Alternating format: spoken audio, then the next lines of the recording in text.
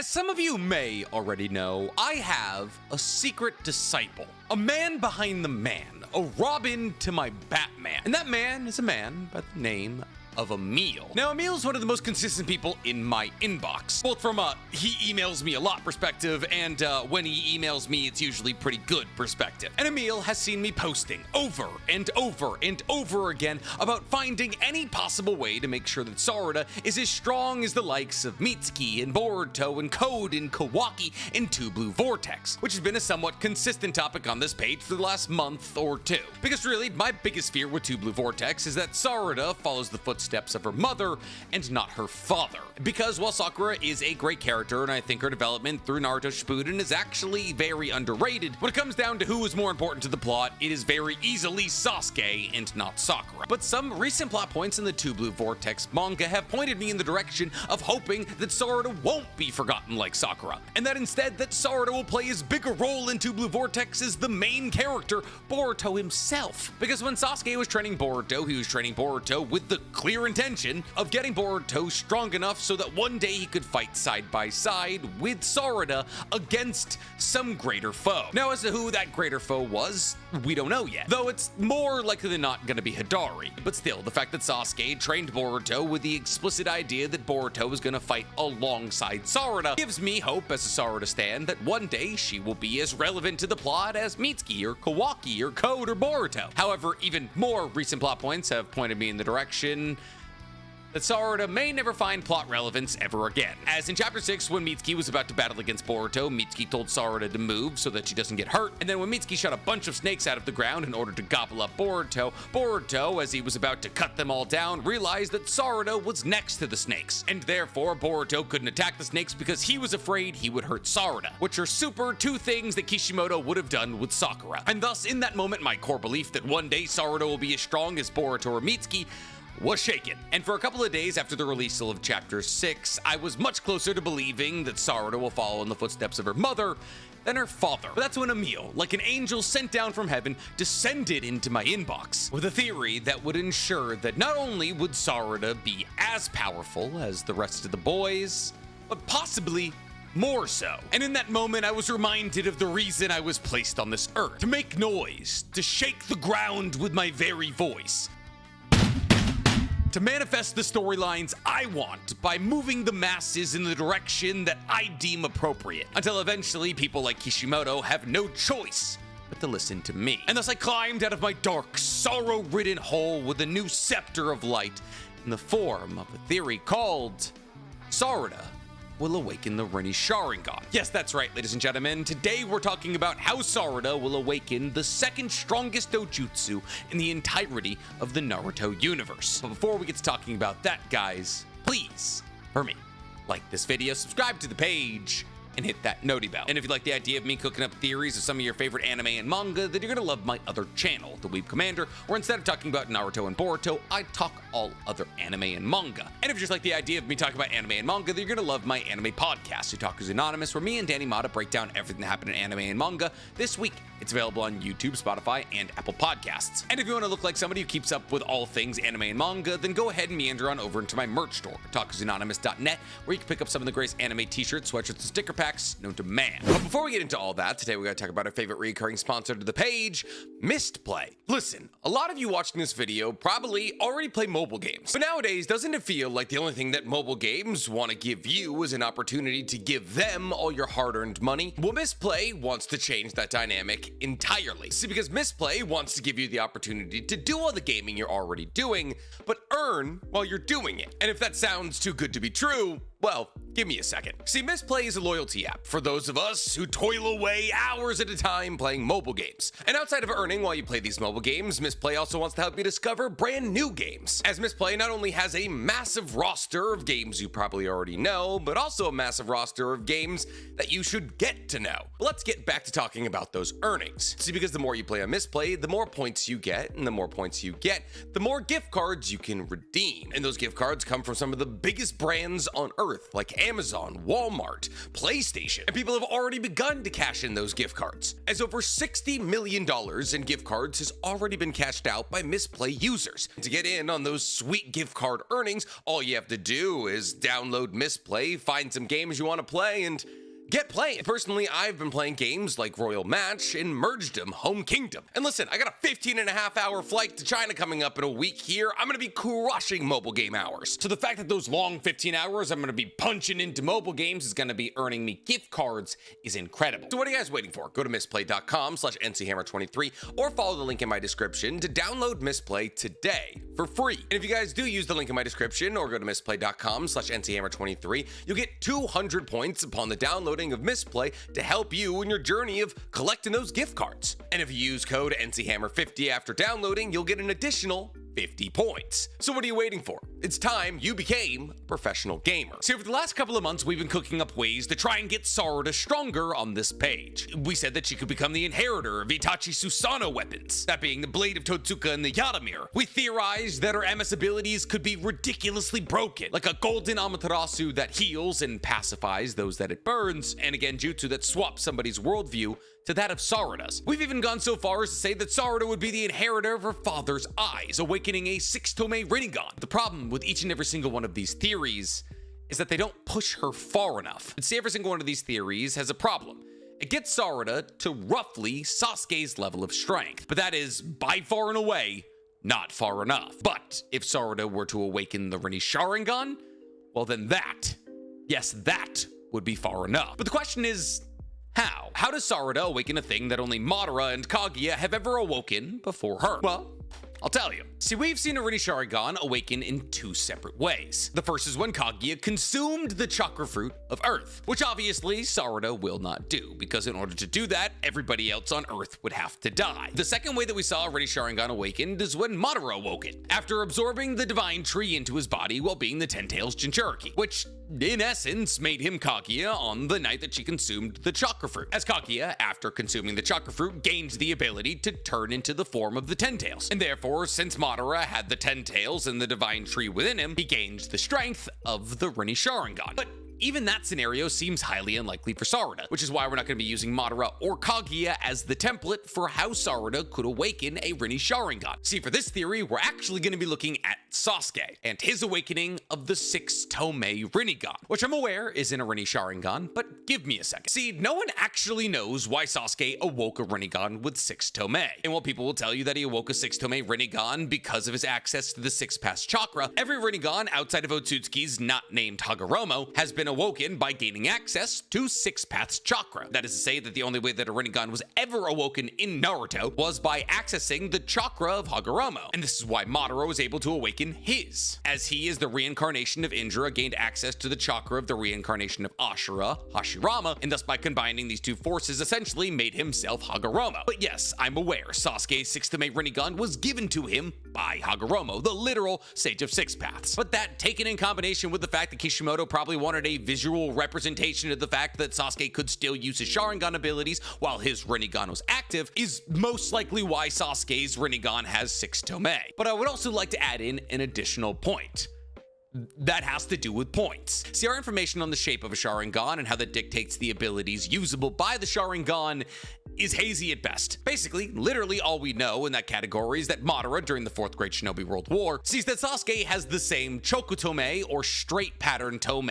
as him in his MS4, which means that Sasuke has greater analytical prowess with his Sharingan than your average MS wielder, and thus Sasuke's analytical abilities with the Sharingan should be on the level of Madara, and therefore should surpass the ability of people with curved tome MS designs like Obito or Shisui. Outside of that, really all that we know about Sasuke's MS design, outside of the fact that it is a straight pattern, is that it has 6 points. And therefore, there is the possibility that the reason that his 6-tome Rinnegan has 6 tome is because of the 6 points of his MS design. And what do we know about tome as they pertain to Sharingan? The more the better. In the base form of the Sharingan, awakening from 1 Tomei to 3 Tomei is basically the most important thing that 99.99% of Uchiha members ever did, because as one becomes more and more well versed in the usage of their Sharingan, they awaken to additional Tomei, to a max of 3. Therefore, it makes sense that the Rinnesharingan, the highest level of both the Rinnegan and the Sharingan,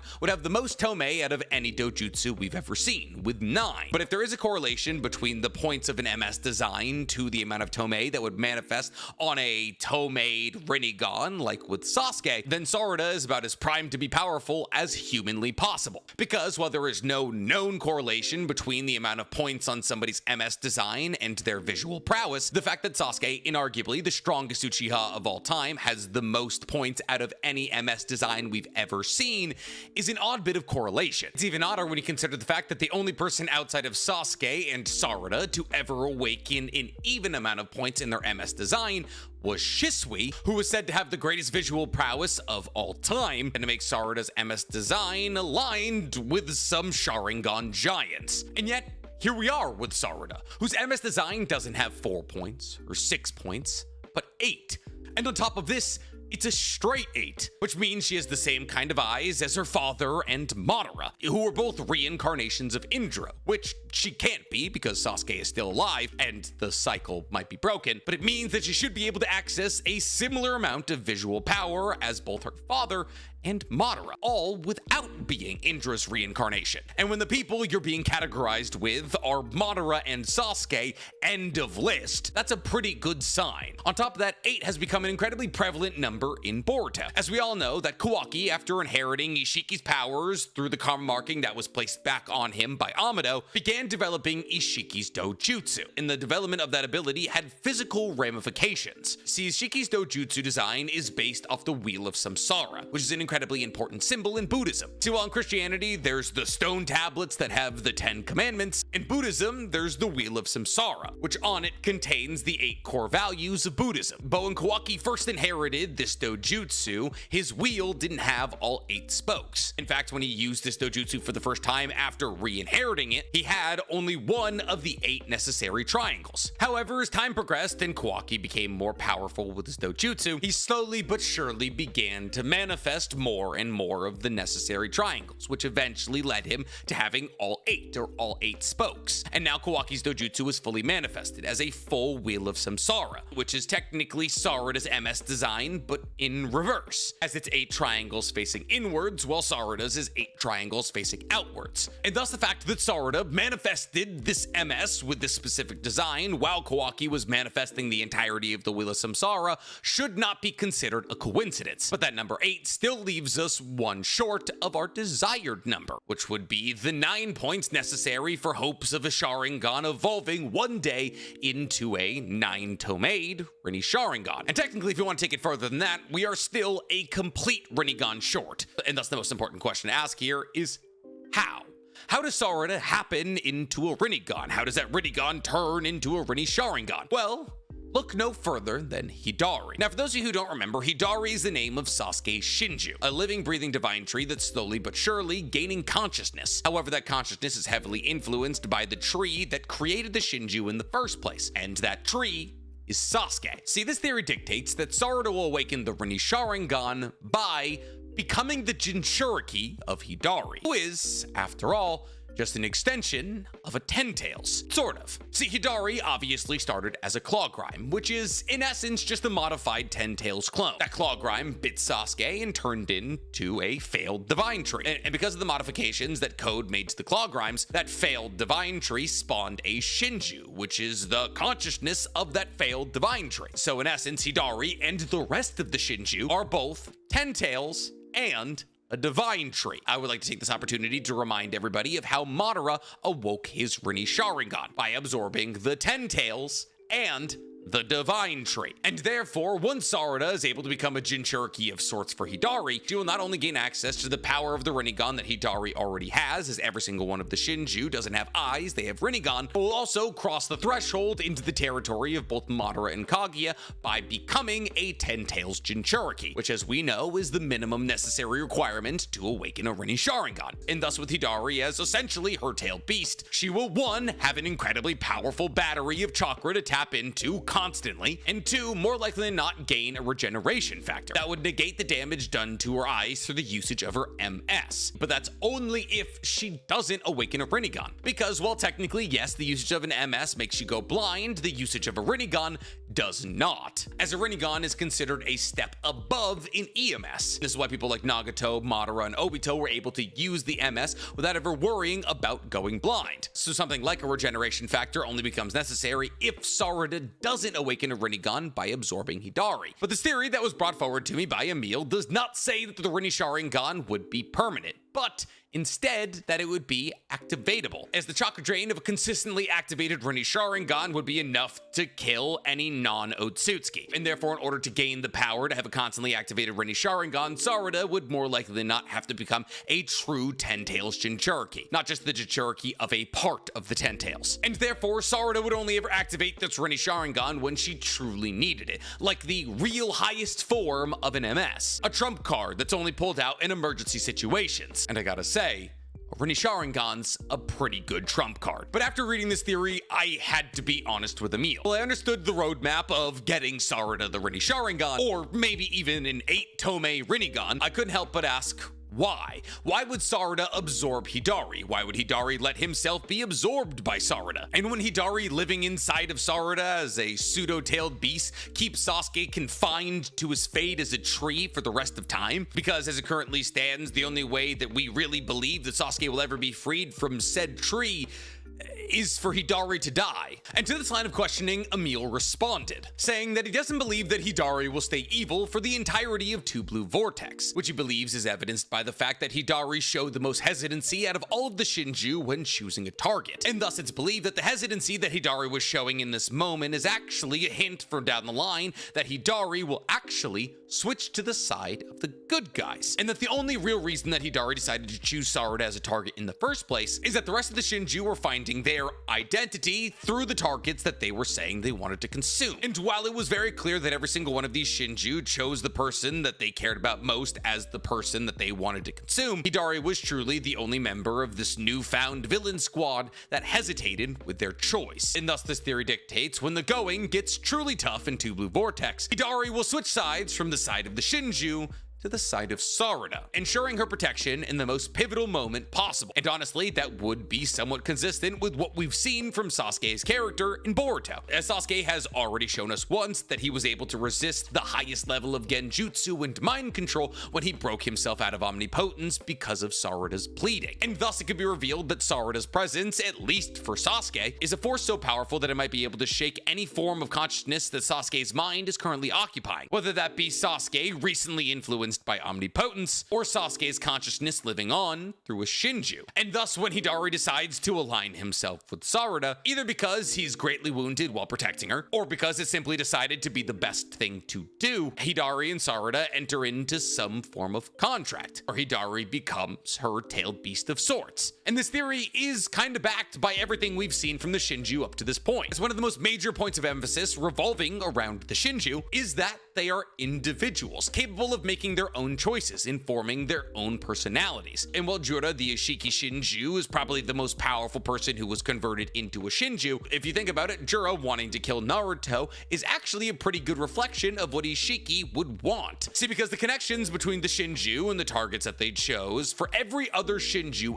outside of Jura was that they chose the person that was most important to the person that was bitten by the claw grime that eventually created them. And thus the reason that Jura decided to choose Naruto is kind of an enigma. But if the person who was bitten or was being manifested had a certain level of power, that would allow them to override the consciousness of the Ten-Tails clone that they were currently existing as. Juro wanting to kill Naruto and Hidari switching sides to protect Sarada would make sense, as the power of Jigen and Sasuke's consciousness is enough to override the Ten Tails DNA, allowing their consciousness to be more prevalent in the Shinju than Bug or Moegi, who, while they are still technically individuals, are being dictated by their instincts, as their basal instinct is to eat until they eventually find an Otsutsuki. And thus, in order for the Shinju to truly beat their instincts and truly become individuals with personalities separate of their genetics, they would have to break out of the consumption cycle entirely, and that might just be something that Hidari is capable of pulling off. But as to why they would keep Hidari alive in the first place when killing him might be the only thing that saves Sasuke, well, we don't necessarily know for sure that killing Hidari will free Sasuke. I mean, sure, obviously Kashin Koji told Boruto to attack Hidari, which makes it seem rather evident that Kashin Koji and Boruto believe that if Hidari is dead, they have a fair to good chance of saving Sasuke. We still don't know if dead Hidari equals free Sasuke, and we don't know if Boruto and Kashin Koji know that either, because Boruto and Kashin Koji could have just been trying to kill Hidari because they knew the level of threat he would pose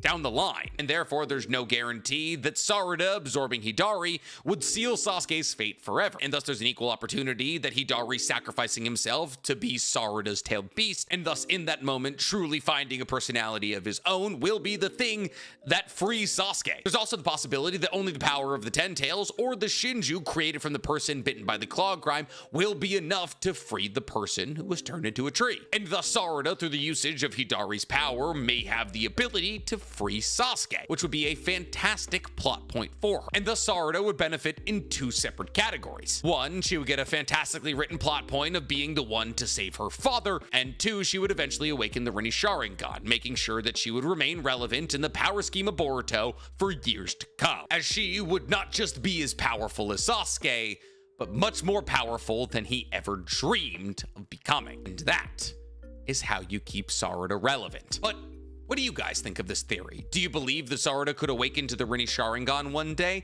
And if she could, how would she go about it? Tell me in the comments below. And while I got you down there, please, for me, like this video, subscribe to the page, and hit that noti bell. Listen, I get the idea that her becoming the Jinchuriki for like kind of her dad is weird and a little bit icky, but we gotta make roadmaps somehow.